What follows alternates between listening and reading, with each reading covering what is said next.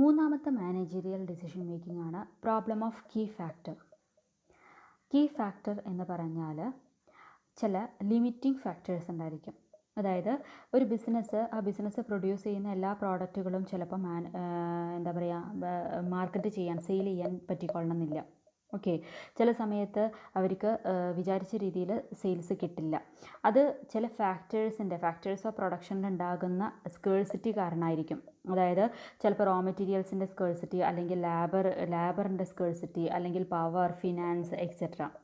So അങ്ങനെ എന്തൊക്കെയാണോ factors, ചില സമയത്ത് സെയിൽസ് ലിമിറ്റിംഗ് ഫാക്ടർ എന്ന് പറയുന്നത് സെയിൽസ് തന്നെയായിരിക്കാം, അല്ലെങ്കിൽ പ്രോഫിറ്റ് ആയിരിക്കാം.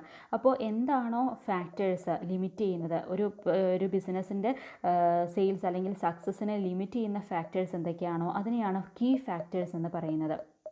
ഓക്കെ, അപ്പോൾ അതായത് തടസ്സമായിട്ട് നിൽക്കുന്ന ഫാക്ടേഴ്സ്. ചില ഇൻഡസ്ട്രിയിൽ സെയിൽസ് തന്നെ ആയിരിക്കും അതിൻ്റെ ലിമിറ്റിംഗ് ഫാക്ടർ. സെയിൽസ് അധികം ഇല്ലാതിരിക്കുന്ന അതായത് ഡിമാൻഡ് അധികം ഇല്ലാതിരിക്കുന്ന ഒരു സിറ്റുവേഷൻ. അതേപോലെ തന്നെ മറ്റ് സാഹചര്യങ്ങളിൽ raw material, time, labour, capacity, ഇതൊക്കെ ലിമിറ്റിംഗ് ഫാക്ടേഴ്സ് ആയിരിക്കാം. ഓക്കെ, സോ കീ ഫാക്ടേഴ്സിന് നമ്മൾ പറയുന്ന വേറെ പേരാണ് ലിമിറ്റിംഗ് ഫാക്ടർ, അല്ലെങ്കിൽ ക്രിട്ടിക്കൽ ഫാക്ടർ, അല്ലെങ്കിൽ പ്രിൻസിപ്പൽ ഫാക്ടർ, അല്ലെങ്കിൽ ഗവേണിംഗ് ഫാക്ടർ. ഓക്കെ, സോ ഈ കീ ഫാക്ടേഴ്സിൻ്റെ കേസിൽ എങ്ങനെയാണ് നമ്മൾ മാനേജീരിയൽ ഡിസിഷൻ എടുക്കുന്നത്? അവിടെ നോക്കേണ്ടത്, നമ്മൾ ഏത് പ്രോഡക്റ്റിനാണോ ഏറ്റവും കൂടുതൽ കോൺട്രിബ്യൂഷൻ പെർ കീ ഫാക്ടർ ഉണ്ടാകുന്നത്, അതായത് കോൺട്രിബ്യൂഷൻ പെർ കീ ഫാക്ടർ കണ്ടുപിടിക്കുക എങ്ങനെയാണ്? Contribution divided by key factor per unit. Contribution per unit എത്രയാണോ divided by key factor per unit, അത് ഡിവൈഡ് ചെയ്യുന്ന സമയത്ത് നമുക്കൊരു ഫിഗർ കിട്ടും.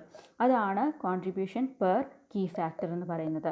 So contribution per key factor ഏത് പ്രോഡക്റ്റിനാണോ കൂടുതലായിട്ടുള്ളത്, അല്ലെങ്കിൽ ഏത് ബിസിനസ്സിലാണോ കൂടുതലായിട്ടുള്ളത്, അതാണ് ഏറ്റവും ബെറ്റർ എന്നുള്ളതാണ് നമ്മൾ എടുക്കുന്ന decision. Okay, so on the basis of this contribution per unit of key factor, we can measure the profitability of each product. So നമുക്ക് ഇതൊരു എക്സാമ്പിളിലൂടെ പറയാം. From the following data, which product would you recommend to be manufactured in a factory? Time varying the key factor. Okay, so here the time is the key factor. ഈ കേസിൽ time ആണ് നമ്മളുടെ key factor ആയിട്ട് വരുന്നത്. Time been the key factor എന്നാണ്, varying അല്ല, typing mistake ആണ്. Okay, so product X and product Y. Okay, direct material തന്നിട്ടുണ്ട്, ഡയറക്റ്റ് ലേബർ തന്നിട്ടുണ്ട്, വേരിയബിൾ ഓവർ ഹെഡ് തന്നിട്ടുണ്ട്, സെല്ലിംഗ് പ്രൈസ് തന്നിട്ടുണ്ട്, സ്റ്റാൻഡേർഡ് ടൈം ടു പ്രൊഡ്യൂസ് എന്നുള്ളതും തന്നിട്ടുണ്ട്. സോ ഇതിവിടെ ക്വസ്റ്റ്യനിൽ തന്നെ നമ്മളോട് പറഞ്ഞിട്ടുണ്ട് ടൈം ആണ് നമ്മളുടെ ലിമിറ്റിംഗ് ഫാക്ടർ എന്ന് പറയുന്നത്. Okay, so time limiting factor ആണെന്നുണ്ടെങ്കിൽ നമ്മൾ എന്ത് ചെയ്യണം? കോൺട്രിബ്യൂഷൻ പെർ കീ ഫാക്ടർ കണ്ടുപിടിക്കണം. അപ്പോൾ അതിന് മുന്നേ ആദ്യം നമ്മൾ എന്ത് കണ്ടുപിടിക്കണം? കോൺട്രിബ്യൂഷൻ പെർ യൂണിറ്റ് കണ്ടുപിടിക്കണം. Okay, so marginal cost statement ആണ് നമ്മൾ പ്രിപ്പയർ ചെയ്യുന്നത്. സോ മാർജിനൽ കോസ്റ്റ് സ്റ്റേറ്റ്മെൻറ്റിൽ എക്സ്, വൈ രണ്ട് പ്രോഡക്റ്റ് ഉണ്ട്. അപ്പോൾ ആദ്യം നമ്മൾ മാർജിനൽ കോസ്റ്റ് സ്റ്റേറ്റ്മെൻറ്റ് നമുക്കറിയാം S minus V equal to C. അതാണ് എസ് എന്ന് പറയുന്നത്. എക്സിൻ്റെ കേസിൽ എത്രയാണ് വരുന്നത്? 200 ആണ്. വൈൻ്റെ കേസിൽ 220 ആണ് വരുന്നത്. ഇനി വേരിയബിൾ കോസ്റ്റ് എന്ന് പറയുന്നത് എക്സിൻ്റെ കേസിൽ എത്രയാണ് വരുന്നത്? 48 വരുന്നുണ്ട്. 48 പ്ലസ് ഡയറക്റ്റ് ലേബർ എന്ന് പറയുന്നത് 4 ആണ്, പ്ലസ് വേരിയബിൾ ഓവർ ഹെഡ് എന്ന് പറയുന്നത് 8 ആണ്. സോ 48 പ്ലസ് 12, അതായത് 60 ആണ് വേരിയബിൾ കോസ്റ്റ് എന്ന് പറയുന്നത്. ഓക്കെ, സോ വേരിയബിൾ കോസ്റ്റ് കുറച്ച് കഴിഞ്ഞിട്ടുണ്ടെങ്കിൽ ഇവിടെ 140 ആണ് കോൺട്രിബ്യൂഷൻ പെർ യൂണിറ്റ് വരുന്നത് എക്സിൻ്റെ കേസിൽ. ഇനി വൈൻ്റെ കേസിൽ നോക്കുക. വൈൻ്റെ കേസിൽ ഇവിടെ 28, direct material 28 plus labour 6 plus variable over head എന്ന് പറയുന്നത് 12 ആണ്. ഓക്കെ, സോ ടോട്ടൽ ഇവിടെ 46 ആണ് വേരിയബിൾ കോസ്റ്റ് എന്ന് പറയുന്നത്. സോ ഇവിടെ കോൺട്രിബ്യൂഷൻ പെർ യൂണിറ്റ് 174. സോ വെറും കോൺട്രിബ്യൂഷൻ പെർ യൂണിറ്റ് നോക്കുകയാണെന്നുണ്ടെങ്കിൽ ഏതിനാണ് ഏറ്റവും കൂടുതലുള്ളത്? വൈൻ്റെ കേസിലാണ്. ഓക്കെ, സോ നമ്മൾ ഇവിടെ പി വി റേഷ്യോ കാൽക്കുലേറ്റ് ചെയ്യുകയാണെന്നുണ്ടെങ്കിൽ വൈക്ക് ആയിരിക്കും പെർസെൻറ്റേജ് കൂടുതലുണ്ടാവുക. എക്സിൻ്റെ കേസിൽ 140 ഡിവൈഡഡ് ബൈ 200 എന്ന് പറയുമ്പോൾ 70% ആയിരിക്കും വരിക. വൈൻ്റെ കേസിൽ 174 ഡിവൈഡഡ് ബൈ 220 ചെയ്യുമ്പോൾ നമുക്ക് 79% കിട്ടും.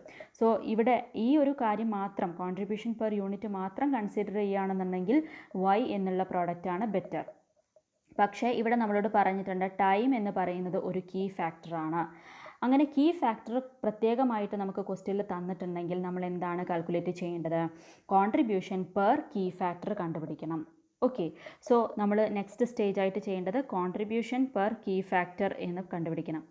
Okay, so contribution per key factor എന്ന് പറയുമ്പോൾ കീ ഫാക്ടർ പെർ യൂണിറ്റ് എത്രയാണ്? കീ ഫാക്ടർ എന്ന് പറയുന്നത് പെർ യൂണിറ്റ് ടൈം ആകുമ്പോൾ പെർ യൂണിറ്റിന് ഉള്ള കീ ഫാക്ടർ 2 hours ആണ്. എക്സിൻ്റെ കേസിൽ, വൈൻ്റെ കേസിൽ 3 hours ആണ്. ഓക്കെ, അപ്പോൾ എക്സിൻ്റെ കേസിൽ വൈൻ്റെ കേസിൽ നമ്മൾ സെപ്പറേറ്റ് ആയിട്ട് കോൺട്രിബ്യൂഷൻ പെർ കീ ഫാക്ടർ കണ്ടുപിടിക്കാം. അതായത് കോൺട്രിബ്യൂഷൻ 140 ആണ്. 140 ഡിവൈഡഡ് ബൈ 2.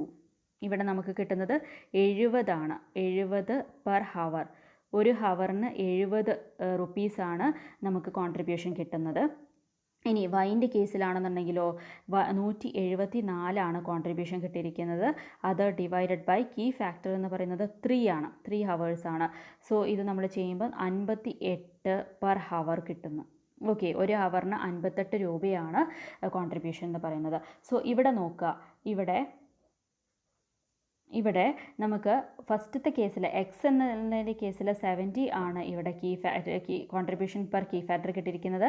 വൈൻ്റെ കേസിൽ 58 ആണ്. അതായത് അപ്പോൾ ഇവിടെ ഏതിലാണ് ഏറ്റവും കൂടുതൽ? എക്സിൻ്റെ കേസിൽ. സോ വെറും കോൺട്രിബ്യൂഷൻ മാത്രം നോക്കിയിരുന്നെങ്കിൽ വൈ ആയിരുന്നു ബെറ്റർ. അതേസമയം കോൺട്രിബ്യൂഷൻ പെർ കീ ഫാക്ടർ നോക്കിയപ്പോൾ നമുക്ക് എക്സ് ആണ് ബെറ്റർ. സോ ഈ കീ ഫാക്ടറിൻ്റെ കേസിൽ നമ്മൾ കൺസിഡർ ചെയ്യേണ്ടത് കോൺട്രിബ്യൂഷൻ പെർ യൂണിറ്റ് അല്ല, കോൺട്രിബ്യൂഷൻ പെർ കീ ഫാക്ടർ ആണ്.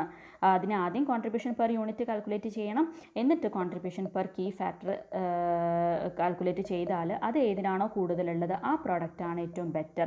അപ്പോൾ ഇവിടെ നമുക്ക് കൺക്ലൂഷൻ എഴുതാം. It is clear that the shortage of product X during the labour ഷോർട്ടേജിൻ്റെ കേസിൽ product X is more profitable than product Y.